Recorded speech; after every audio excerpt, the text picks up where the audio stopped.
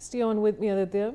Now, President Donald Trump has said that the United States had requested the Venezuelan government to release political prisoners. This comes as earlier in the day Venezuela announced it would free a significant number of detainees, describing the move as a gesture aimed at seeking peace, coming less than a week after a U.S. operation targeting President Nicolas Maduro. Trump praised the Venezuelan government for complying with the request, saying it had granted everything Washington had asked for. Among those released were opposition politicians and high-profile figures, including former presidential candidate Enrique Marquez and businessman and former lawmaker Diego Peleri, who had been held at Caracas El Heliceo detention facility. Tearful reunions were seen on Thursday night as detainees embraced their loved ones. Aditya, back to you on this. Well, absolutely.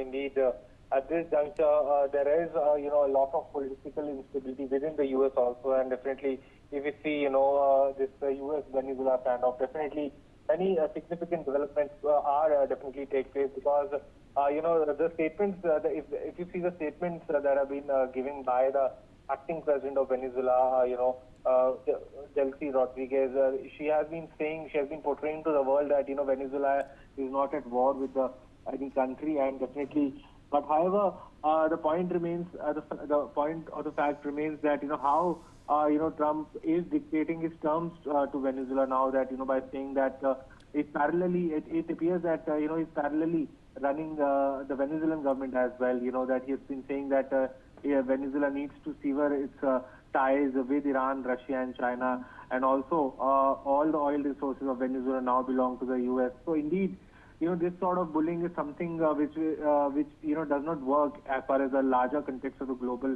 geopolitical context is concerned. And from here on, it needs to be seen whether how the world community reacts to this. Already, the Europeans are also saying that now America is,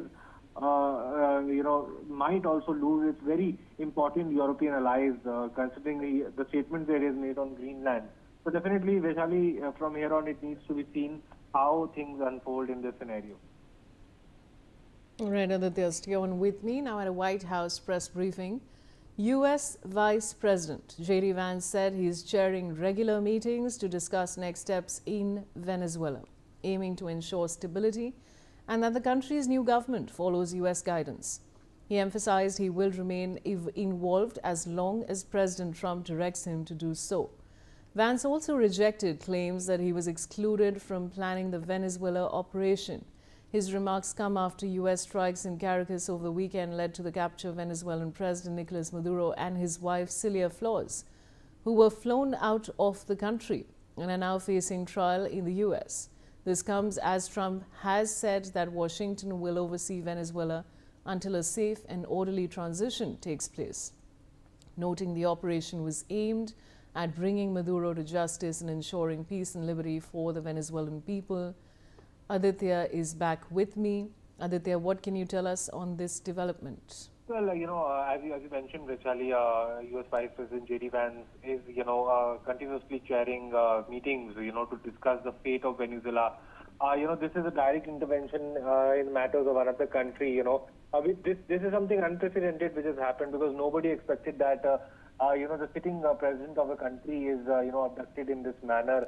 And now, and then an acting president of another country is given instructions by the the senior members of Trump administration that what do's and don'ts they need to follow, as per the whims and fancies of the Trump administration. So indeed, at this juncture, there are concerns. There are concerns about the political instability that might come in Venezuela due to all these, back-to-back actions of the Trump administration. And from here on, really, it needs to be very closely monitored how things unfold in this scenario. Whether there is a peaceful transition of power in Venezuela or not. This needs to be seen. What fate forward does Venezuela has in the times to come? So indeed, it's a very, very serious situation that is unfolding as far as this Venezuela politics are concerned, and it needs to be seen how things unfold in this scenario. Thanks for joining me, Aditya.